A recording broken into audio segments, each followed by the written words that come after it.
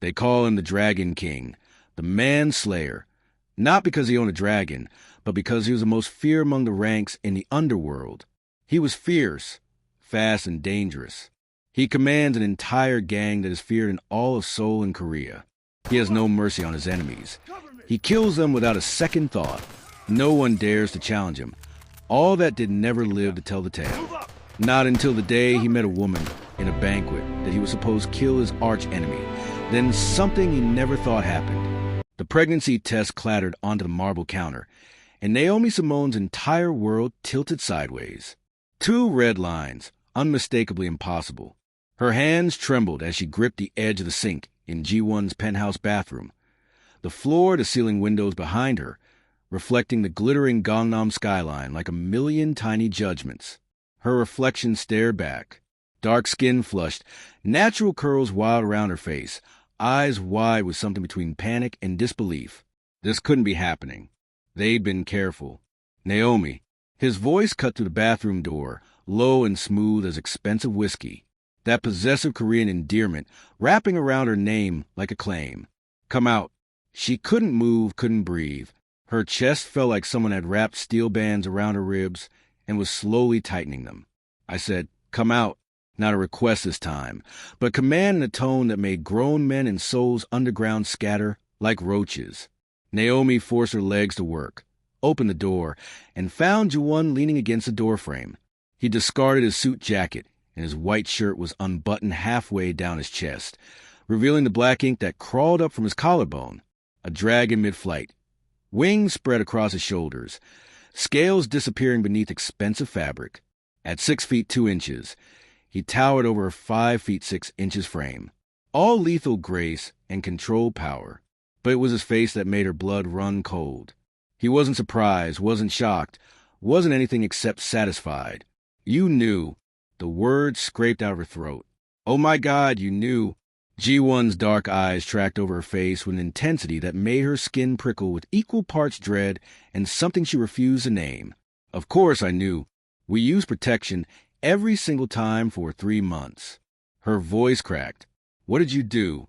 He pushed off the door frame and moved toward her with that predatory smoothness that had once made her feel protected. Now it made her feel hunted. I stopped using them 4 weeks ago. The room spun. Naomi grabbed the door frame to keep from falling, her heart hammering so hard she could feel in her throat. You tamper with the condoms? I stopped using them entirely. He said it like he was discussing dinner plans, like he hadn't just confessed to destroying her entire life. You never noticed because when I had you underneath me, when I made your breath come fast and desperate, you weren't thinking about anything except how I made you feel. If you want to find out whether Naomi escapes Ji-won's obsession or falls, deeper into it, watch till the end, so you don't miss what happens next. And please don't forget to subscribe. Back to the story. Heat flooded her face. Shame and rage and the traitorous memory of his hands on her skin, his mouth trailing fire down her neck while he murmured filthy promises in Korean. She pretended not to understand. But you do understand, don't you? That voice in her head whispered. You knew exactly what he was saying when he called you mine. You got me pregnant on purpose. Her voice was barely a whisper. Yes. The casual confirmation hit her like a physical blow. Naomi's hand flew up before she could think, aiming for his face. But Ji-won caught her wrist mid-swing. His grip was iron wrapped in silk, firm enough to stop her, but careful not to bruise. Let me go. She tried to yank free, but he pulled her closer instead until she could smell his cologne, bergamot, and cedar and feel the heat radiating off his body like a furnace. No. His free hand came up to cup her jaw, tilting her face up to meet his gaze. I'm never letting you go. Naomi. That's the point. You're insane. She shoved at his chest. But it was like pushing against a wall of muscle and ink and obsession. You trapped me. I trapped us both. Something flickered in his eyes. Something raw and almost vulnerable beneath all that arrogant certainty. Do you know what happens when the head of the ARC Syndicate has a weakness? When word gets out that Ji-won cares about an American woman, about a child, the words landed like ice water. Syndicate. What are you? They'll come for you. His thumb traced along her jawline.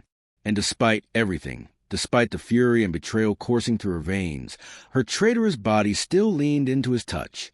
My enemies, my rivals, everyone who wants to see me bleed. And now I've given them the perfect weapon. Naomi's mind was racing. 3 months. She'd spent 3 months falling for a man she didn't know at all. Then why would you do this if it puts us in danger? Because you were going to leave. His voice dropped to something dangerous, possessive. Your contract ends in 9 weeks. You were going to go back to America, back to your safe, little life, and I was going to become a story you'd laugh about. That intense Korean guy I dated in Seoul. I couldn't. His jaw clenched. I won't allow that. So, you decided to baby trap me? That's your solution? You think I had a choice? He laughed, but there was no humor in it. Only something dark and desperate. You walked into that gala at the hotel wearing that black dress, and you looked at me. Actually looked at me like I was a man, not a monster, like I was worth saving. His forehead dropped to rest against hers, and she could feel his breath ghosting across her lips. Do you know how many people look at me with fear, with calculation, with greed? But you smiled at me, Naomi. You argued with me about American barbecue versus Korean galbi. You fell asleep on my couch watching dramas and made fun of my terrible English pronunciation. You made me feel human. Stop. She turned her face away, but he followed, his lips brushing her temple. I tried to let you go, he murmured against her skin. For 2 weeks after I realized I was falling, I tried. I told myself I'd end it clean, but then you'd show up at my apartment with tteokbokki from that street vendor you love, speaking broken Korean to make me laugh. And I think maybe I could keep one good thing, just one. Naomi's eyes burned. By forcing me, by taking away my choice? Yes. No hesitation, no apology. His hand slid from her jaw to the back of her neck, fingers tangling in her curls with possessiveness that made her shiver. I'm not a good man, Naomi. I've killed people. I've done things that would make you sick, but I'm yours and you're mine. And now there's a life we made together binding us. What if I run? The question came out breathless. Ji-won's smile was sharp enough to cut, his eyes dropping to her mouth. Then I'll find you. I'll burn down every city between here and America, if I have to. You can hate me, fight me, make me bleed, but you're not leaving. His thumb traced her bottom lip, and she felt her resolve cracking like ice under pressure. Not now, not ever. And God help her. But the certainty in his voice, the dark promise wrapped in obsession, the way his body pressed against hers like he was trying to brand her with his heat, it terrified her almost as much as it thrilled her. But what Naomi didn't know yet, as she stood in that penthouse with the killer's hands cradling her face like she was something precious, was that Ji-won wasn't the only one who'd been keeping secrets. Her consulting job, her background, even her arrival in Seoul, none of it was real. And when the truth came out about who'd really sent her into Ji-won's orbit, this pregnancy would be the least of their problems. Naomi didn't sleep that night. She lay in Ji-won's massive bed, his arm draped possessively across her waist, even in sleep, and stared at the ceiling while her mind raced. 3 months pregnant, maybe 4. Her hand drifted to her still flat stomach, and the reality of it hit her in waves. A baby with a man who'd stolen her choice, trapped her with intention, and apparently ran some kind of criminal organization, syndicate. The word kept echoing in her head, Arc Syndicate. When dawn broke over Seoul, painting the Hangyang River in shades of pink and gold for Florida ceiling windows, she knew one thing with absolute certainty. She had to get out. Not today. He'd be watching too closely. But soon. She needed a plan. Ji-won stirred beside her, his grip on her waist tightening reflexively before his eyes opened. For a moment, he just looked at her, dark eyes tracking over her face with an intensity that made her skin prickle like he was, searching for signs of rebellion. "Good morning," he said. "Did you sleep well?" His voice was rough with sleep, and his free hand came up to brush a curl away from her face with surprising gentleness. The duality of him was going to drive her insane.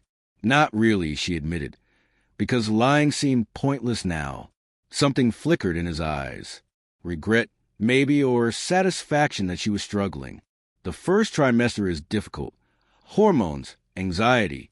His palm flattened against her stomach over her silk sleep shirt, and she felt her breath catch despite herself. Well, see a doctor today. Private clinic in Cheongdam-dong. The best. I don't want to. His thumb traced circles on her skin, and the casual intimacy of it made her want to scream and lean into him at the same time. I know you're angry. I know you hate me right now, but I need to make sure you're both healthy. That's non-negotiable. She wanted to fight him, but the truth was she needed to see a doctor, too. Needed to know if this pregnancy was even viable after all the wine she drunk before she knew all the late nights and stress. Fine, she said, hating how small her voice sounded. But I'm not staying locked up in this penthouse. Ji-won's smile was slow and dangerous. Who said anything about locking you up? He sat up, the sheet falling to his waist, revealing all that ink and muscle in the morning light.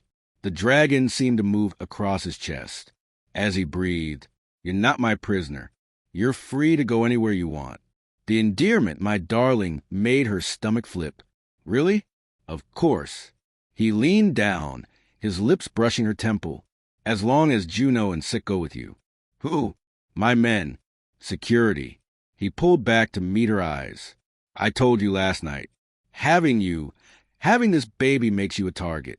I have enemies, Naomi. People who would love nothing more than to hurt me by hurting you. A chill ran down her spine. What kind of enemies?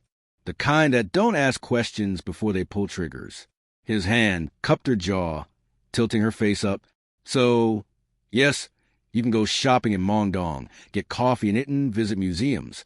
Whatever you want, but Juno and Sick stay within 10 feet of you at all times. Not a prisoner, just constantly surveilled by armed guards. So much better. But looking into his eyes, Naomi saw something that made her pulse skip. Genuine fear. He was afraid for her, terrified even beneath all that arrogant control. And that realization, it changed something she wasn't ready to name. Get dressed, he said, standing and moving toward his closet. We'll have breakfast at the cafe you love in Samcheong-dong, the one with the honey butter toast. Despite everything, her traitorous heart warmed. He remembered. 3 weeks ago, she dragged him to a tiny cafe hidden in Seoul's traditional Hanok village, and he watched her devour honey butter toast with strawberries while complaining about how sweet it was. You hate that place, she said. You said it was too. What was the word, Guabda? Cute. His accent wrapped around the English word as he emerged from the closet in dark jeans and a white button-down, rolling up the sleeves to reveal more ink crawling down his forearms. Too cute for a man like me. He caught her staring at the tattoos, and his lips quirked. But you loved it, and you need to eat something gentle for your stomach. Naomi's throat tightened. How was she supposed to reconcile this? The thoughtful gesture, the consideration with the man who deliberately got her pregnant to keep her trapped. She slipped out of bed and moved to the bathroom, needing space to think. As she brushed her teeth, she studied her reflection. Same face, same body. But everything had changed overnight.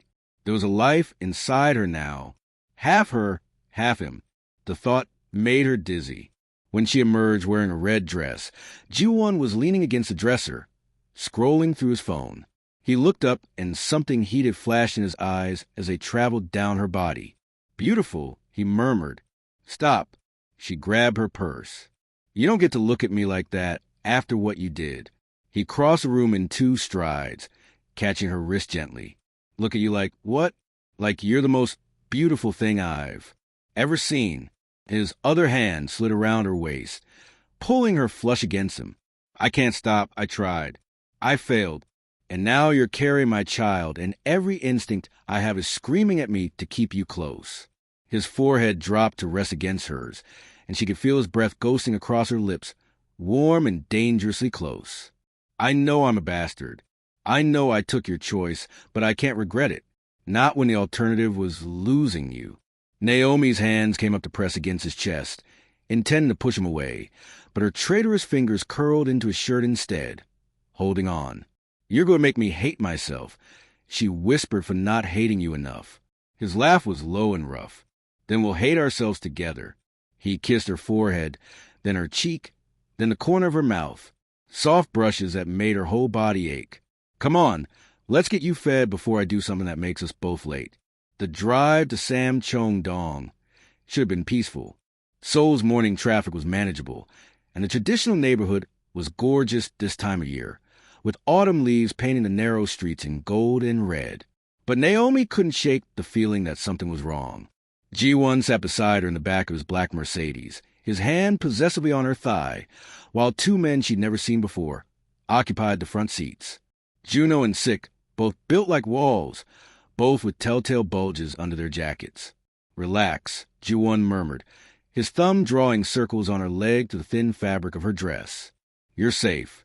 But safety was relative when your boyfriend was apparently a crime lord. The cafe was exactly as she remembered, tucked between traditional Hanoi houses with wooden beams and paper lanterns and the smell of fresh bread wafting through open windows. Ji-won guided her inside with his hand on her lower back, and the elderly owner, Mrs. Kim, greeted them with warm recognition. She ushered them to a corner table by the window. The usual, "Yes, please," Naomi managed, trying to smile normally. As Mrs. Kim bustled away, Ji-won reached across the table to take her hand, his fingers laced through hers, warm and possessive. "See, normal. We can do normal. Could they, though? Could they sit here and pretend they were just a couple in love, expecting a baby, planning a future?" The honey butter toast arrived, golden and perfect with fresh strawberries and whipped cream. Naomi's stomach growled despite her anxiety, and she took a bite, savoring the sweetness. Ji-won watched her with an expression she couldn't quite read. Possessive, soft, and dangerous all at once. His thumb stroked over her knuckles. Better. The window exploded. Glass shattered inward as gunfire erupted, and Naomi's scream died in her throat as Ji-won's body slammed into hers, taking her to the ground beneath the table. His weight pressed her into the floor. One arm curved protectively around her head, the other reaching for something at his back. More gunshots. Mrs. Kim screamed. Juno and Sik returned fire with weapons that seemed to appear from nowhere. "Stay down." Ji-won's voice was hard as iron. All traces of gentleness gone. He had a gun now, a sleek black pistol, and he was firing back to the broken window with lethal precision. Naomi couldn't breathe, couldn't think, could only feel the sharp bite of glass cutting into her arm, the weight of Ji-won's body shielding hers, the deafening crack of bullets tearing through the peaceful morning. This was real. This was her life now. Through the chaos, she heard Ji-won bark something in rapid Korean. Orders, commands, his voice cold and controlled. Even as his heart hammered against her back, he fired 3 more shots. And somewhere outside, someone screamed. Then, as suddenly as it started, the gunfire stopped. Ji-won didn't move for a long moment, his breathing harsh in her ear, his body coiled like a spring, ready to snap. "Then are you hurt?" "I don't know." He shifted off her carefully, his hands running over her arms, her legs, her stomach, checking for injuries with frantic precision. When his fingers found a cut on her arm where glass had sliced through her dress, his eyes went dark with fury. "Naomi, look at me." He cupped her face, forcing her to meet his gaze. "Are you hurt anywhere else? The baby?" "I don't know." Her voice came out high and trembling. "I don't know. I can't breathe." His thumb stroked her cheeks, and despite the violence still humming in the air around them, his touch was gentle. "Just breathe. I've got you." But he didn't have her. He dragged her into this nightmare. And now people were dying in a cafe that smelled like honey and cinnamon. And Mrs. Kim was sobbing somewhere behind the counter. And Ji-won pulled off his button-down, leaving him in just a white undershirt that showed every line of muscle and ink. He pressed the shirt against the cut on her arm, his jaw clenched so hard she could see the muscle jumping beneath his skin. "Juno," he barked. "Status." 2 shooters on Motorcycle Boss, both down. Mrs. Kim is shaken but unharmed. Street is clear for now, but police will be here in 5 minutes. Then we have 4. Ji-won turned back to Naomi, and she'd never seen him look like this. Controlled violence wrapped around barely contained fear. "We're leaving now. Mrs. Kim will be compensated and protected. Juno's already calling it in." He pulled Naomi to her feet, his arm like iron around her waist. "We need to get you somewhere safe before what?" "Threatening. To break through. Before your enemies come back. Before they realize they missed. Before you go into shock." His voice softened fractionally as he guided her toward the back exit, keeping his body between her and the shattered windows. Naomi, I need you to hold it together for 5 more minutes. Can you do that for me? She wanted to say no, wanted to scream and cry and collapse. But something in his eyes, the desperation, the fear, the absolute certainty that he would burn the world down to keep her safe, made her nod. Good girl. He murmured and kissed her forehead. Even as Sick kicked open the back door and scanned the alley beyond, the Mercedes was already running. Rear door open. Ji-won practically lifted her into the back seat, sliding in beside her and pulling her against his chest as Sick peeled away from the curb with the kind of precision that suggested he'd done this before. Many times before, Naomi's hands were shaking. Her whole body was shaking. She looked down and saw blood, her blood soaking through Ji-won's shirt pressed against her arm. And suddenly, the reality of it crashed over her like a wave. Someone had just tried to kill them. Kill her. Kill their baby. I can't. Her breath came in short gasps. I can't breathe. Yes, you can. Ji-won's hand cupped the back of her head, pressing her face into his neck. Breathe with me, he demonstrated, his chest rising and falling against hers in a steady rhythm. That's it. Just like that.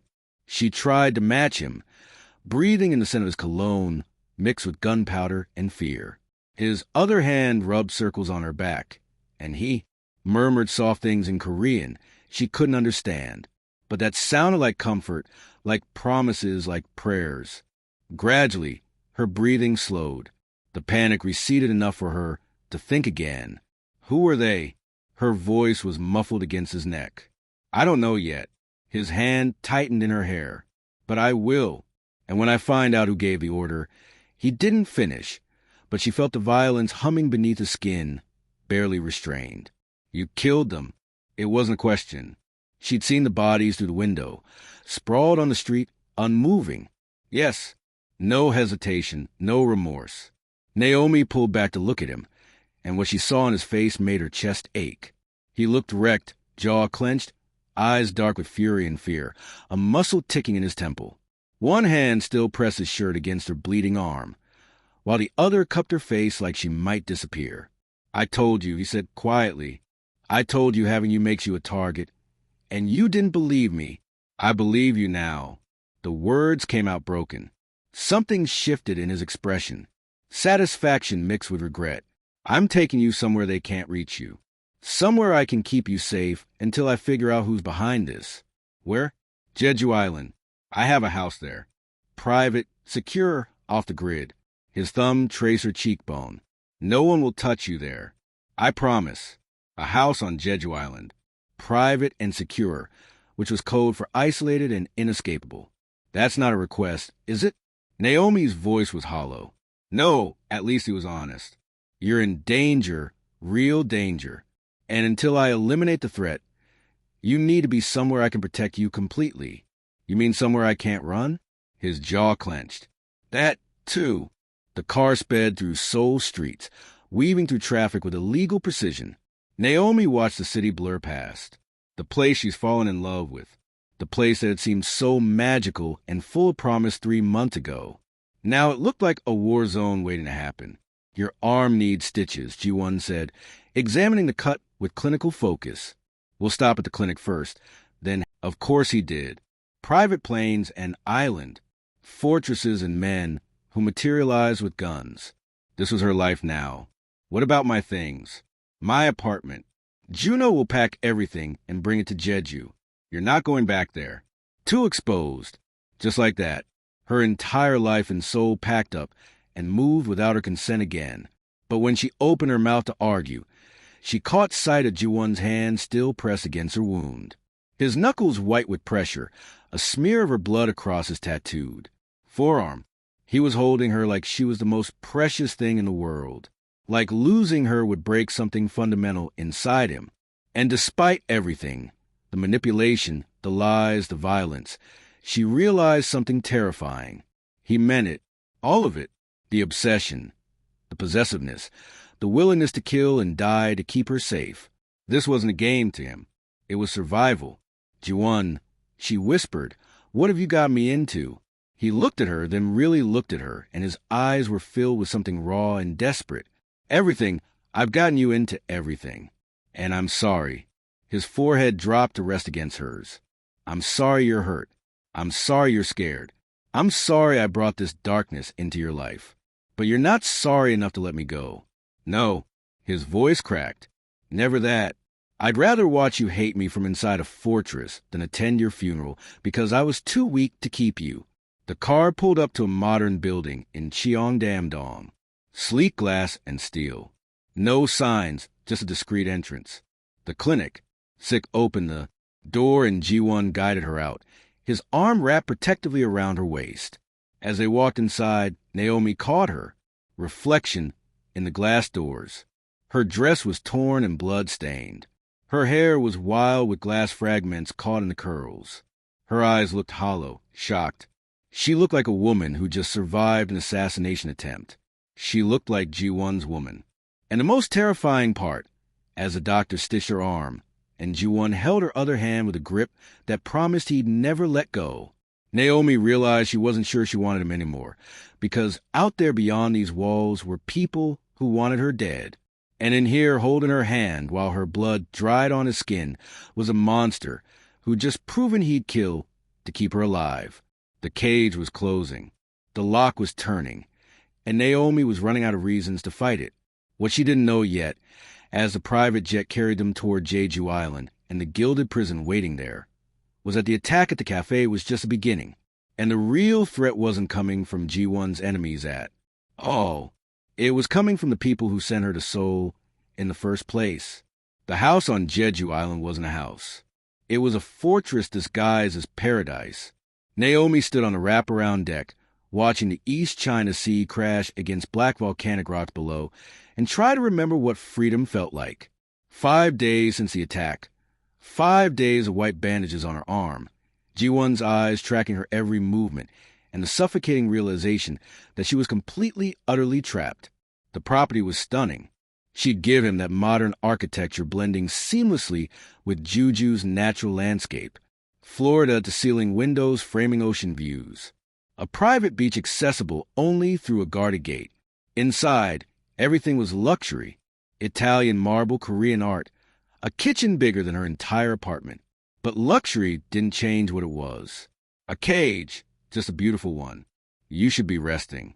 Ji-won's voice came from behind her, and she felt him approach before his arms wrapped around her waist, pulling her back against his chest. His chin rested on her shoulder, and despite everything, her body relaxed into his warmth. That was the problem. Her body kept betraying her brain. I've been resting for 5 days, she said, her hands settling over her stomach, a gesture that was becoming automatic, natural, terrifying in its intimacy. I'm going stir-crazy. The doctor said to take it easy. Stress isn't good for the baby.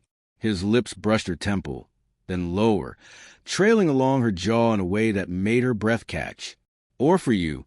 Naomi closed her eyes, fighting the way her pulse jumped at his touch. Dr. Han had come yesterday, a severe woman in her 50s who did a full examination and confirmed what Naomi already knew. 10 weeks pregnant. Perfectly healthy despite the trauma. The baby was fine. She was fine physically anyway. I need to do something, she said, turning in his embrace to face him. I can't just sit here staring at the ocean while you disappear into your office for hours at a time. He looked tired, shadows under his eyes, tension in his jaw that hadn't been there before Seoul.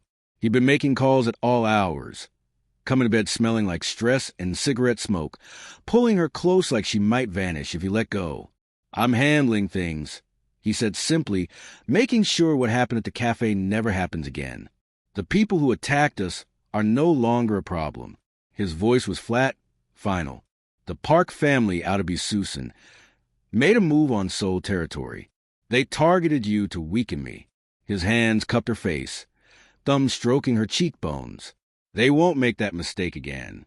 The casual way he said it, like he was discussing the weather, not whatever violence he'd unleashed, should have terrified her. Maybe it did, but it also made something dark and primitive inside her feel protected.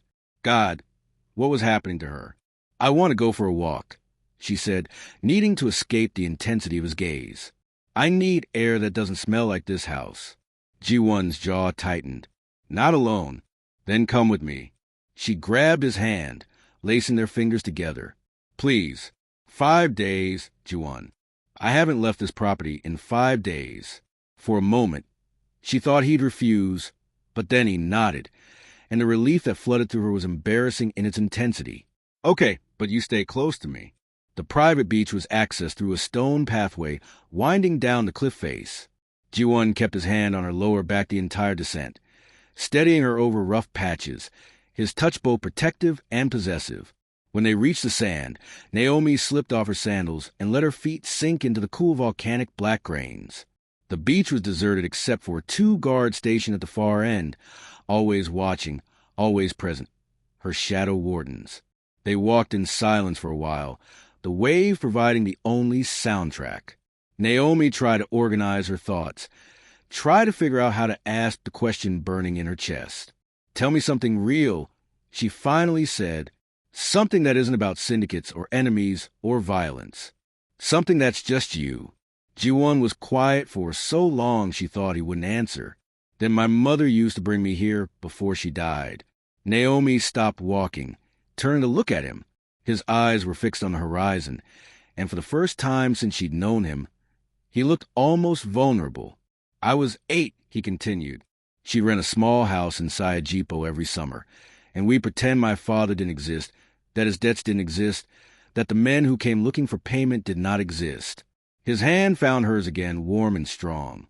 She'd make me tangerine juice from the local farms, and tell me stories about the Hyo, the women divers, strong women who could hold their breath for minutes, who weren't afraid of the deep. What happened to her? Naomi asked softly, though part of her already knew the answer wouldn't be happy. My father's, his voice was flat, emotionless, but his grip on her hand tightened until it almost hurt. She tried to protect me. She failed, and I swore I'd never be weak like him. Never let anyone I cared about pay for my mistakes. The pieces clicked into place. The obsessive need for control, the willingness to do anything to keep her safe, the fortress mentality. He'd failed to protect his mother, and now he was determined not to fail again, even if it meant becoming the very thing that destroyed people. So, you built an empire, she said, became the most dangerous man in the room, so no one could hurt you again. Yes, he turned to face her fully, his free hand coming up to cup her jaw. And then you walked into that gala wearing black. And you looked at me like I was a man worth saving, like I was more than what I'd become. His thumb traced her bottom lip, and I realized I'd trade every bit of power I built to keep that look in your eyes. Naomi's breath caught.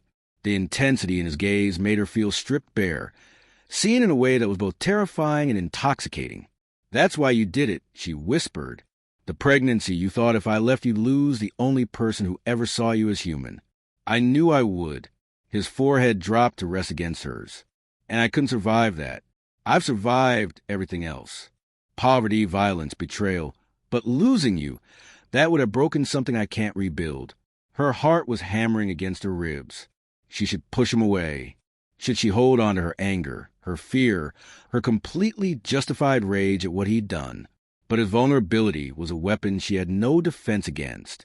You're asking me to forgive the unforgivable, she said, her voice cracking. No. His lips brushed hers, featherlight testing. I'm asking you to survive with me. We don't have to call it forgiveness. We can call it adaptation. Despite everything, she almost laughed. Adaptation. That's one word for Stockholm Syndrome. Is it Stockholm Syndrome if you're safer with the captain than without him? His mouth moved to her jaw, pressing soft kisses that made her knees weak. If the world outside is more dangerous than the cage? Naomi's hands fisted in his shirt, torn between pulling him closer and pushing him away. You're twisting everything. I'm being honest. He pulled back to look at her, and his eyes were blazing. I'm a monster. I've done terrible things, but I'm your monster now, and anyone who wants to hurt you has to go through me first. The declaration should have sounded insane. Instead, it sounded like a vow. Before she could respond, his phone buzzed. The shift in him was instantaneous. His whole body going rigid, eyes sharpening to that dangerous focus she'd seen right before the cafe attack. What? Her pulse spiked. What is it? He was reading something on his screen, his jaw clenching tighter with each second. "We need to get back to the house now. Tell me what's happening." "Your friend Maya." He grabbed her hand and started pulling her back toward the path. His pace was urgent but controlled. "The one you texted before I took your phone. She just filed a missing persons report with the U.S. Embassy in Seoul." Naomi's heart stopped. "What?" "She told him you sent a distress message and then disappeared. The embassy is asking questions." His grip on her hand was almost painful as they climbed the stone pathway. "Questions are going to lead them here if we are not careful." "But that's good, isn't it?" Even as she said it, something in his expression made her doubt. "The embassy can help me." Ji-won stopped walking abruptly and spun to face her. "Help you how, Naomi? By making you a bargaining chip between governments? By turning you into an international incident?" His hands gripped her shoulders. "You're carrying the child of Korea's most wanted crime lord. Do you really think anyone's priority is your safety?" The way he said it, cold, calculated, brutally honest, made ice flood her veins. "What are you saying?" "I'm saying that the moment they confirm your location, you become valuable for all the wrong reasons. To the U.S. government, to the Korean police, to my enemies who will see an opportunity in the chaos." He cup-buffed her face, forcing her to meet his eyes. "The only person who wants to keep you alive more than they want to use you is me." Naomi wanted to argue, wanted to believe he was manipulating her, twisting the truth to keep her compliant. But looking into his eyes, seeing the genuine fear there beneath all that controlled violence, she wasn't sure he was wrong. "So what do we do?" The question felt like falling. "We stay smart. We stay hidden." His thumb stroked her cheek.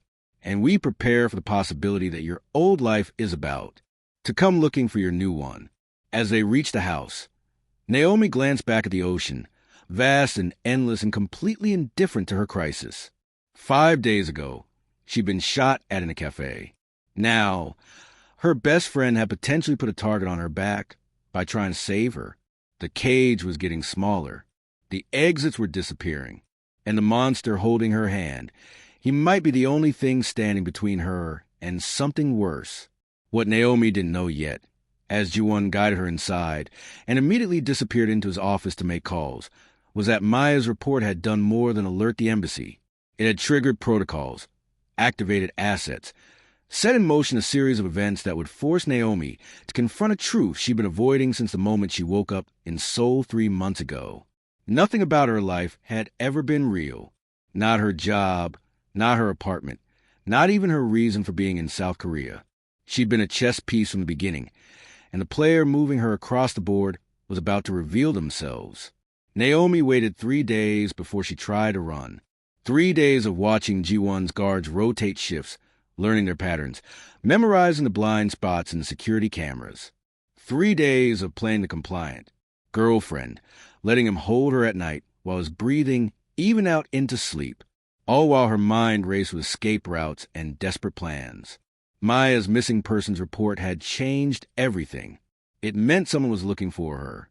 It meant there was still a world outside this gilded cage that remembered she existed. It meant she had to try. The opportunity came on a Thursday morning. Ji-won had left for Seoul before dawn. Something about meeting with his lieutenants. His voice tight with tension as he kissed her forehead and promised to be back by nightfall. Juno and Sik were with him, leaving only 2 guards on the property. One at the main gate, one patrolling the perimeter. Naomi had watched them long enough to know the perimeter guard took a cigarette break at the far end of the property every day at 10 a.m., a 15-minute window where the beach path was unmonitored. 15 minutes. That was all she needed. She dressed in dark jeans and a black sweater despite the mild Jeju weather, pulled her hair into a tight bun, and tucked her passport. The one thing Ji-won hadn't confiscated, probably because he didn't think she'd actually try into her back pocket. Her hands shook as she crept down the stairs, every creak of the floorboards sounding like gunshots in a silent house. The kitchen door that led to the beach path was locked, but she'd memorized the code by watching Ji-won punch it in. 4 digits. August 14th, the day they met at the hotel gala. She'd mentioned it once in passing. Surprised he remembered the exact date. Now she knew He'd been marking it like a hunter marks his prey. The lock clicked open. Naomi's heart hammered as she slipped outside into the cool morning air. The path stretched before her, winding down through volcanic rock and wild grass toward the black sand beach. Beyond that, she could see the main road in the distance, maybe 2 miles if she ran. She ran. Her feet pounded against stone, her breath coming in gasps that had nothing to do with exertion and everything to do with terror. Any second now, someone would notice. Any second, alarms would sound, and G1's men would come for her. And she made it to the beach. The sand slowed her down, but she pushed through, her eyes fixed on the road ahead. So close. She was so close to freedom, so close to a black SUV was parked at the public beach access point. For a wild moment, she thought about flagging it down, begging whoever was inside for help. But something made her hesitate. The way it was positioned, engine running, windows tinted so dark she couldn't see inside. The passenger. Door opened. A woman stepped out, mid-40s, blonde hair pulled back in a severe bun, wearing a crisp pantsuit that screamed government officials. She looked at Naomi with an expression that was equal parts relief and calculation. Naomi Simone? Her English was American, unaccented. My name is Director Patterson. I'm with the U.S. Embassy. Your friend Maya reported you missing. She knees nearly buckled with relief. Oh, my God. Oh, thank God. She stumbled forward, sand kicking up around her feet. I need help. I need to get out of here before he realizes I'm gone. Before Ji-won comes back from Seoul. Patterson's smile didn't quite reach her eyes. We've been monitoring his movements. We know he left this morning. We don't have much time. Something in the woman's tone made Naomi's relief curdles into unease. How did you know where to find me? How did you know I'd be here right now? We've been conducting surveillance on this property since your friend filed her report. Patterson took a step closer, and she noticed a bulge under her jacket. A gun. We've been waiting for an opportunity. When we saw the reduced guard presence this morning, we knew you might try. The pieces were clicking together in a way that made Naomi's stomach turn. You've been watching me this whole time. We've been trying to help you. Patterson corrected. You stopped responding to your supervisor at Atlas Global Consulting 3 weeks ago. That triggered protocols. Naomi's blood ran cold. Atlas Global. What are you talking about? Patterson's expression shifted into something harder, more calculating. Come now, Naomi. You're an intelligent woman. Surely you've started to piece it together. She pulled out a tablet from the SUV and turned it to face Naomi. Atlas Global Consulting does not exist, not as a legitimate company. It's a CIA front operation. The beach tilted sideways. No, that's not. I applied for that job. I interviewed, and we selected you from a pool of carefully vetted candidates because you were perfect. Patterson swiped through files. On the screen, personnel files, background checks, psychological evaluations, all with Naomi's name on them, all dated months before she'd even seen the job posting. 28 years old, no family ties after your parents' deaths, no romantic attachments, bachelor's degree in international business with minor in Asian studies. You even had a documented interest in Korean culture from your college courses. Naomi's hands went numb. Her vision tunneled. You're saying I was what? Recruited? Placed? Patterson corrected clinically. Your job was to get close to G1 to gather intelligence on his operations, his associates, his vulnerabilities, to become someone he'd trust. She tilted her head, studying Naomi like a specimen under glass. Though I'll admit, we didn't anticipate you'd be quite this successful. Pregnant with his child. That's leverage beyond anything we could have engineered. The words hit like physical blows. Every conversation with her supervisor suddenly made horrifying sense. The casual questions about G1's schedule, the suggestions about which events to attend, which restaurants to visit, which people to introduce him to, the weekly reports she's filed thinking they were just standard cultural consulting updates. She'd been feeding them intelligence without even knowing it. She'd been a spy, an unwitting weapon. I didn't know, Naomi whispered, her voice breaking. I swear to God, I didn't know. We know you didn't. That's what made you so effective. Patterson's voice softened fractionally, but her eyes remained calculating. An asset who doesn't know they're an asset can't give themselves away. You were genuine with him. That's why he fell for you. Naomi's legs gave out. She sank onto the sand, her hands pressing against her stomach, where the baby deliberately created to trap her was growing. My entire life was a lie. Your entire life was preparation for this moment. Patterson crouched down to her level. And now we need you to finish what you started. Come with me to the embassy. We'll debrief you, get your testimony about his operations, and put you in witness protection. You and the baby will be safe. Safe? Naomi laughed, but it came out broken, hysterical. Safe in another cage, another constructed identity. How is that different from what he's doing? Because we're the good guys, Patterson said simply. And he's a criminal who got you pregnant, without your consent to keep you trapped. Was that true?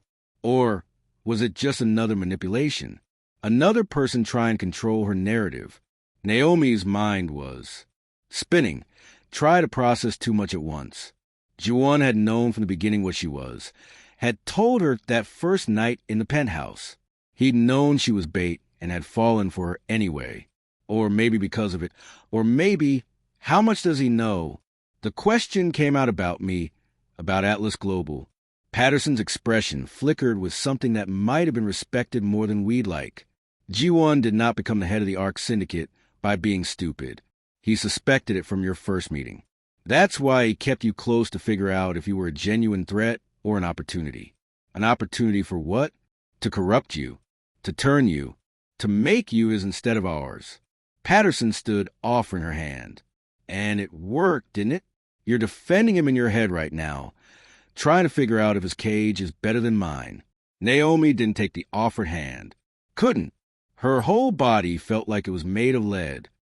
The difference, Patterson continued, is that we'll let you go eventually. Witness protection isn't forever. But he told you himself he would never let you leave. That baby inside you was his insurance policy. You know that. Yes, she knew that. Had known it since the moment those two red lines appeared on the test. But knowing something and accepting it were different things. I need time to think. We don't have time. Patterson's voice sharpened with urgency. His security system has motion sensors on that beach path. Even with reduced guards, someone will have noticed by now. We need to move, Naomi. Now. As if summoned by her words, Naomi heard it. The sound of a car engine roaring up the coastal road, moving way too fast. Her heart stopped. No, it was too soon. He wasn't supposed to be back until tonight, unless the security system had alerted him. Unless he'd turned around the moment she ran. Unless he'd known somehow that she would try. The black Mercedes came into view, skidding to a stop at the edge of the beach access. 3 doors opened simultaneously. Ji-won emerged from the back. Juno and Sik flanking him, all 3 moving with deadly precision. But it was Ji-won's face that made Naomi's chest crack open. He looked devastated, furious, terrified, his eyes locked on hers across the sand, and the betrayal in them was a living thing. You ran, he said. The words hung in the air like an accusation, and wound all at once. Naomi's voice broke. I had to try. Had to try? Ji-won repeated it like the words were foreign. Incomprehensible. His hand moved to his back, and when it came forward, he was holding a gun. Had to try to leave me. Had to try to run to them. His gaze shifted to Patterson, and something deadly flickered across his face. Director Patterson, I wonder when you'd make your move. Patterson's hand moved toward her jacket, toward her weapon. But Ji-won was faster. His gun was up and aimed before she could clear leather. I wouldn't, he said softly, his voice cold as winter steel. My men have your driver in their sights. You shoot me, they shoot him. Your backup is 20 minutes away. We all know how this ends if you force my hand. Naomi stood frozen between them, literally caught between 2 forces that wanted to use her, control her, own her for different reasons that somehow felt exactly the same. Naomi, Patterson said, without taking her eyes off Ji-won, come here. You're an American citizen. I can protect you from him. She's carrying my child, Ji-won countered, his voice dropping to something possessive and raw. She's mine, and I don't care what government agency you represent. You're not taking her. Yours? Patterson laughed. She's not property, Mr. G1. She has rights, and we have evidence that you've been holding her against her will, that you deliberately got her pregnant without consent. I never said I didn't consent. The words came out of Naomi's mouth before she could stop them, before she could even think about what they meant. Both of them turned to stare at her. What? Patterson's professional mask slipped. Naomi. He admitted to tampering with birth control. That's reproductive coercion. Naomi's hands pressed against her stomach, feeling the slight curve that was barely visible, but undeniably there. I know what he did. I know what he is. She turned to face Patterson fully, and something in her chest was cracking wide open. But you made me into a weapon without my knowledge. You constructed my entire life, like I was a chess piece on your board. You put me in his path deliberately. We were trying to bring down a dangerous criminal by using me. Naomi's voice cracked. Years of being controlled by people who claim to know better are finally erupting by turning me into something I never agreed to be. At least G1 was honest about what he wanted from me. At least she stopped. The realization hit her like a freight train. At least when he trapped me, I knew I was trapped. Patterson's expression hardened into something cold and bureaucratic. You're confused. He's manipulated you, isolated you, created a dependency. And what have you done? Naomi shot back. What's the difference between his cage and yours? Because from where I'm standing, director, you both want the same thing, to control me for your own purposes. He wants me as his. You want me as your witness. Neither of you is asking what I want. The silence that followed was deafening. Even the waves seemed to quiet, waiting for what came next. G1 hadn't moved, his gun still trained on Patterson. But something in his expression had shifted. His eyes were locked on Naomi with an intensity that made her skin burn. Hope and disbelief and something desperate wearing across his features. Last chance, Patterson said. Her voice clipped. Come with me now. Testify against him, and we'll put you in witness protection. You and the baby. New identity, new life, safety guaranteed. Safety? She repeated, and the word tasted like ash. You mean another constructed identity? Another life of looking over my shoulder? Another cage just with different bars? She took a shaky breath. How long would I have to stay in witness protection? A year? 5? Forever? Patterson's silence was answer enough. Naomi turned to look at G1, at the monster who'd stolen her choice, but was looking at her now like she was his entire world cracking apart. At the man who'd killed to protect her, who'd built a fortress to keep her safe, who'd offer to burn down his empire if it meant keeping her. It wasn't a good choice. It wasn't even a sane choice, but for the first time in 3 months, maybe for the first time in her entire life, it was her choice. I'm staying, she said. The words fell like stones into still water. Rippling out in waves, she knew she couldn't take it back. Patterson's face went cold. You're making a mistake you can't undo, Miss Simone. Maybe. She's voice steady now, certain in a way that terrified her. But it's my mistake to make, not yours, not the CIA's, mine. For a long moment, Patterson just stared at her like she was a failed experiment, an asset that had gone rogue. Then she lowered her hand from her jacket and took a step back toward the SUV. This isn't over, Mr. G1, she said, her eyes hard as flint. We'll be watching, and the moment she wants out, the moment she realizes what you really are and asks for help, we'll be there. She won't. G1 said quietly, finally lowering his gun. His eyes never left Naomi's face. Because unlike you, director, I'm going to give her something you never did. And what's that? His voice dropped to something raw and honest. A choice to stay every single day. Patterson climbed into the SUV without another word. The vehicle pulled away slowly, deliberately, like she was giving Naomi one last chance to change her mind. When Naomi didn't move, didn't run after them, the SUV accelerated and disappeared down the coastal road, taking with it Naomi's last connection to her old life. She stood there on the black sand, shaking as G1 holstered his gun and dismissed Juno, and sick with a sharp jerk of his head. The two men retreated to the Mercedes, giving them privacy, but staying close enough to intervene if needed. G1 approached slowly like She was a wild animal that might bolt. He stopped a few feet away, and for the first time since she'd known him, he looked uncertain, vulnerable. "You chose me," he said, and his voice cracked on the words. "Why?" Naomi looked at him, really looked at him, at the dragon tattoo disappearing beneath his shirt collar, at the shadows under his eyes from sleepless nights, at the hands that had killed for her, held her, trapped her, protected her. "Because you're right," she whispered. "The world outside is more dangerous than the cage. She was never going to let me go. Not really. Witness. Protection is just another prison with better PR." She took a step toward him. "And if I have to be trapped somewhere, if I have to belong to someone," her voice dropped, "I'd rather be trapped with someone who's willing to burn the world down to keep me safe than someone who will use me until I'm no longer convenient." His arms came around her like a vice, pulling her against his chest so hard she could barely breathe. She felt him shaking. This dangerous, deadly man was shaking as he held her like she might disappear if he loosened his grip. "I thought I'd lost you," he murmured against her hair, his accent thicker with emotion. "When the security alert came through, when I saw you, running on the cameras, I thought you'd rather risk everything than stay with me. I did risk everything." She pressed her face into his neck, breathing in his scent, cologne and fear, and something desperate. "And I'm still here." He pulled back just enough to cup her face, his thumbs wiping away tears she didn't realize she'd shed. His eyes were blazing with something fierce and possessive, and almost worshipful. "I'm going to prove to you that you made the right choice. Every day, Shea, I'm going to prove that you're not just surviving with me. You're living." She didn't believe him. Not yet. Maybe not ever.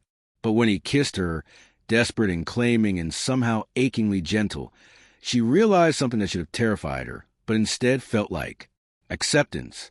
She had chosen her monster. Now she just had to figure out how to live with him. His hand slid into her hair as the kiss deepened, and Naomi felt herself melting into him despite everything. Despite the chaos and betrayal and an impossible situation.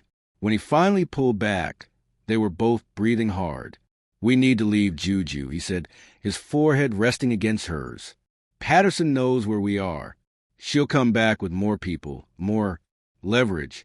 Where will we go?" "Austria. I have property there.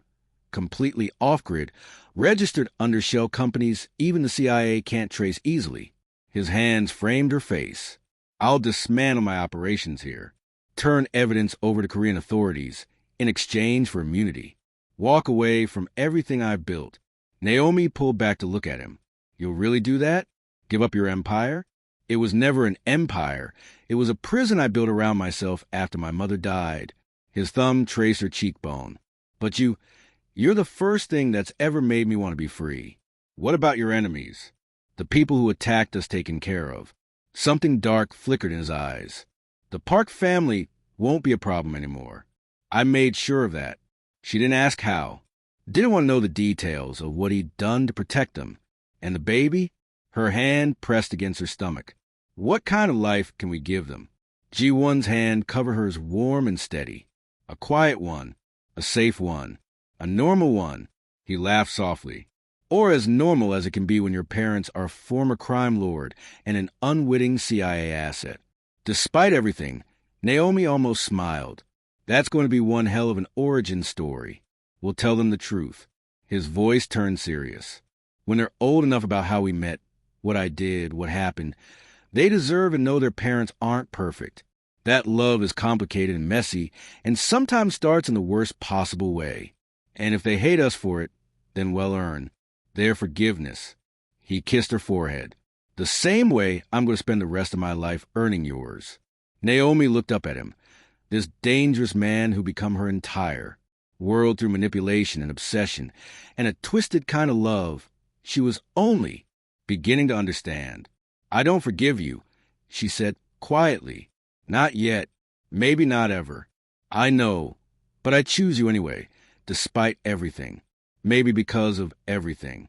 She took a shaky breath. "Is that enough?" His smile was sad and hopeful at the same time. "It's more than I deserve, which means it's everything I need." He lifted her into his arms. She gasped and grabbed his shoulders and started carrying her back up the beach path toward the house. "What are you doing?" "Taking you home," he said simply. "We have a plane to catch, a life to dismantle, and a future to build." His eyes met hers, and in them she saw the truth of what they were about to do. Ready to disappear with me. Was she ready to leave everything behind, to become someone new, to build a life with a man who trapped her, but was offering her a kind of freedom she'd never had? Naomi looked back one last time at the empty road where Patterson's SUV had disappeared, at the life she could have had. Witness protection, safety, a constructed identity that wasn't really hers. Then she looked at Ji-won, at the father of her child, at the monster who loved her enough to change. "Yeah," she whispered, winding her arms around his neck. "Let's disappear." 6 months later, in a small coastal town in Austria that did not appear on any tourist maps, Naomi watched the sunset paint the sky in shades of pink and gold while Ji-won, now going by Smith Hyun, built a crib in their cottage bedroom. Her hand rested on her very pregnant belly, feeling their daughter kick against her palm with what she was sure was her father's stubbornness. "She's active today," Smith said, looking up from the instruction manual with a smile that transformed his face into something soft and human. "She knows you're building her escape route," Naomi teased, and was rewarded with his laugh, that rare, genuine sound she'd been collecting like treasure over the past months. He'd kept his promises, all of them. He'd dismantled his syndicate, turned evidence against his rivals in, exchanged for immunity, and walked away from everything he built. They disappeared into new identities, so thoroughly that even Patterson's resources couldn't find them. Every morning, he asked if she wanted to stay. Every morning, she said yes. It wasn't forgiveness.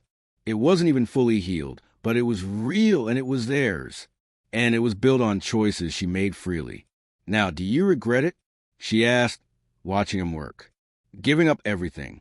Smith looked at her with those dark eyes that had once terrified her and now felt like home. "I regret how we started. I'll spend the rest of my life earning what I took from you." He placed his hand over hers on her belly, feeling their daughter move. "But regret you? Regret this? Never." As the sun dipped below the horizon and their daughter kicked again, Naomi realized that sometimes love doesn't save you from the darkness. Sometimes you both have to walk through fire to find something worth keeping. And sometimes the monster teaches you how their story wasn't a fairy tale. It was messy and complicated and built on ashes and forced choices. But as Smith pulled her close and their daughter kicked between them, Naomi thought maybe that was okay. Maybe perfect love stories were overrated anyway. Maybe real love, the kind that survived everything and chose to stay, was better. If you made it this far, thank you for going on this wild ride with Naomi and Ji-won. Their story was messy, dark, and complicated, but that's what makes it real. If you want more forbidden romance stories that don't hold back, subscribe now and let me know in the comments if you would choose to go with the CIA or stay with Ji-won. I'll see you in the next story.